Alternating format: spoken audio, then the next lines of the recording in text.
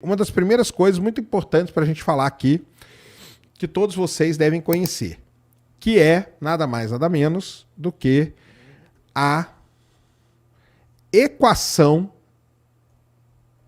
de Drake. O que foi a equação de Drake, galera? Então vamos lá. O Drake, voltando na história, né? O Drake pegou o artigo seminal do Cocconi e do Morrison, usou a antena de Green Bank, criou o projeto OSMA, ficou ouvindo as estrelas, não ouviu nada. Pegou, criou o projeto OSMA 2, ouviu por mais tempo outras estrelas e não ouviu nada. Então, e ele precisava meio que popularizar, tá? Essa ideia de você procurar vida no universo. Ele era diretor, né? Ele era diretor do radiotelescópio de Green Bank. E como diretor do radiotelescópio de Green Bank, foi dado a ele a missão de fazer um congresso, tá? Foi dado para ele a missão de fazer um congresso. Então, o que o Drake fez? Ele foi lá e falou, caramba, eu vou fazer um congresso para procurar por vida no universo, tá? E aí ele começou a colocar num quadro, assim, todos os tópicos que ele iria discutir durante o congresso. Então ele colocou lá, formação de estrela, formação planetária, existência de planetas na zona habitável, planetas que tenham a possibilidade da vida emergir, evolução da inteligência, comunicação por ondas de rádio, tá? E a longevidade das civilizações tecnológicas. Ele colocou lá uma lista de coisas. Quando o Drake olhou para aquela lista de coisas que ele tinha feito, ele olhou para aquilo e falou, caramba, se eu multiplicar todos esses termos aqui, imagina que eu tenha como saber quantas estrelas se formam numa galáxia, quantas dessas estrelas têm planetas, quantos desses planetas estão na zona habitável, quantos desses têm tempo para a vida surgir, quantos desses que a vida surgir tem tempo da vida se tornar tecnológica, desenvolver, entendeu? Quando ele colocou tudo aquilo ali bonitinho, tá? Quando ele colocou tudo bonitinho, ele falou, caramba, eu tenho uma equação. Se eu multiplicar todos esses fatores aqui, eu chego num número final que seria um número provável, uma probabilidade ou um número fechado de civilizações que eu teria na galáxia. Só que, preste atenção, nunca foi ideia dele fazer esta equação para calcular o número de civilizações. Foi simplesmente uma coisa que apareceu. Então, quem que ele chamou para ir para esse congresso? Ele chamou os caras mais importantes da época. Então, os caras que entendiam de formação de planeta, de formação de estrela, chamou o Carl Sagan, chamou a galera da tecnologia, chamou o pessoal da HP. A HP, na época, era a empresa mais tecnológica avançada que tinha. E chamou toda essa galera para este congresso lá no radiotelescópio de Green Bank. E ele apresentou aquilo lá. E essa multiplicação de fatores ficou conhecida famosissimamente como a equação de Drake. Por quê? Porque foi a equação criada pelo nosso queridíssimo Frank Drake. Vamos lá.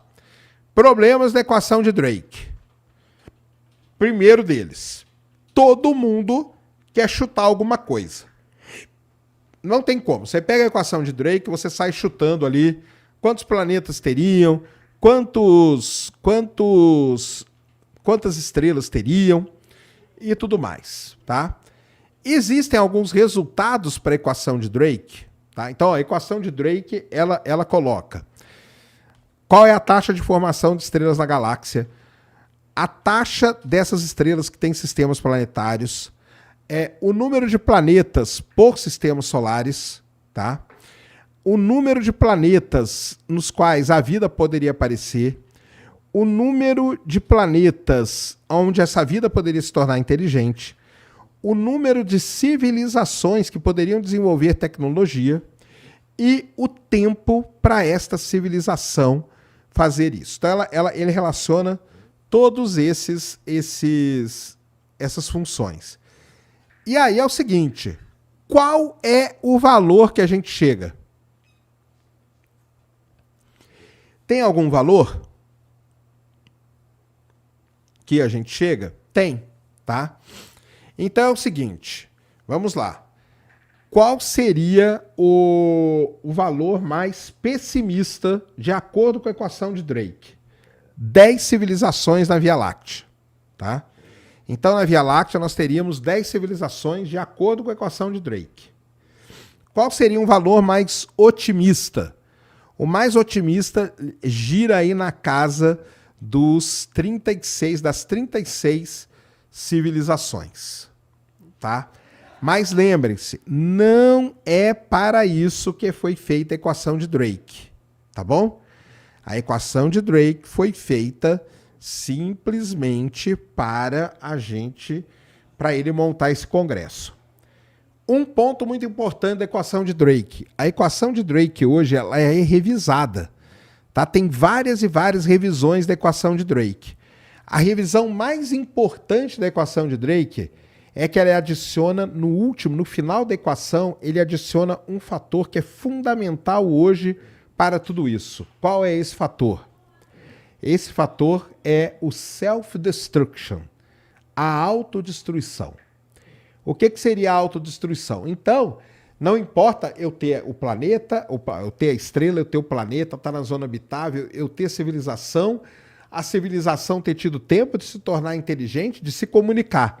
A questão é que quanto mais desenvolvida se torna uma civilização, a chance dela se autodestruir é muito maior.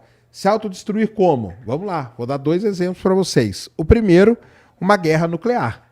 Então, nós estamos aqui hoje, né, no planeta Terra, vivendo aí uma tensão gigantesca, porque a gente não sabe hoje, essa tensão aí em Ucrânia e Rússia, a Rússia já mandou um ICBM, a Ucrânia está lá com aquelas armas e tal, a gente não sabe o que pode acontecer. Pode acontecer uma guerra nuclear, e aí, qual que é o resultado disso? Pode causar o ser humano se autodestruindo. E uma outra coisa, por exemplo, são as mudanças climáticas, mudanças que o ser humano está causando no próprio planeta.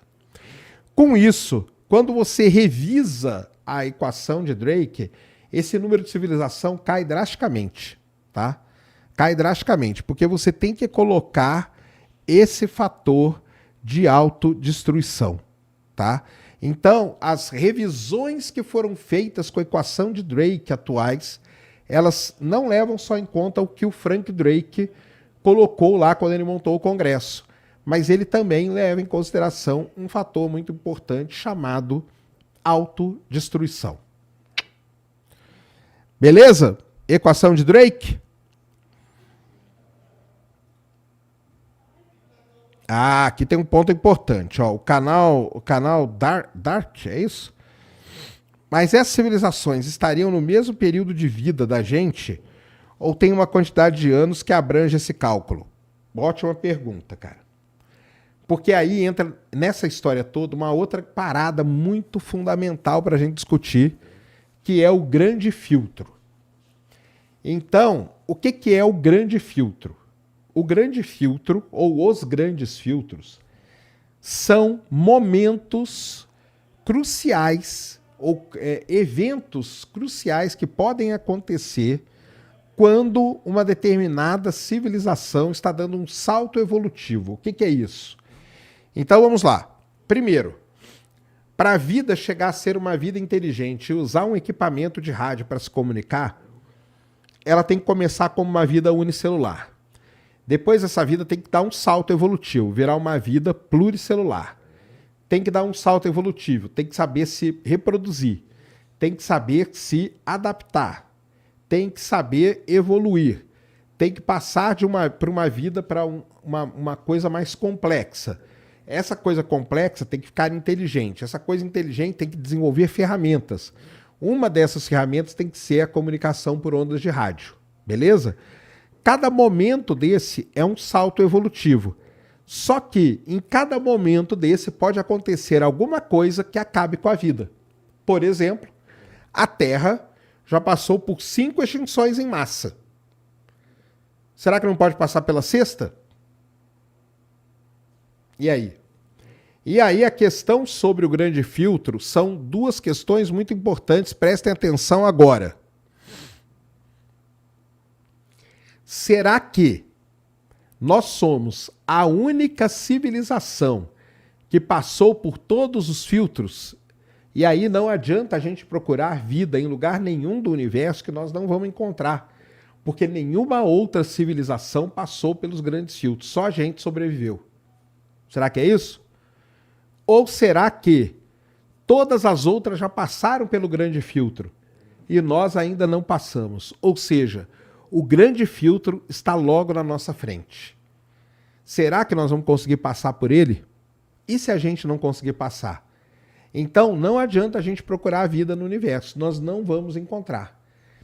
Essa ideia do grande filtro, ela surge para explicar um problema que foi criado na mesma época que esses caras estavam lá usando os radiotelescópios, que é o chamado paradoxo de Fermi. Tá? O paradoxo de Fermi foi a pergunta feita pelo Enrico Fermi lá em Los Alamos, que ele perguntou o seguinte: se o universo está cheio de vida, onde está todo mundo? Por que, se o universo está cheio de vida, a gente não consegue entrar em contato com nenhuma vida? E aí existem N explicações, uma delas, a primeira delas talvez, é a do grande filtro. Pode ser que nós sejamos a única civilização que passou por todos os filtros. Então não adianta a gente procurar que nós não vamos encontrar. Ou todo mundo já passou e a gente ainda não. Beleza?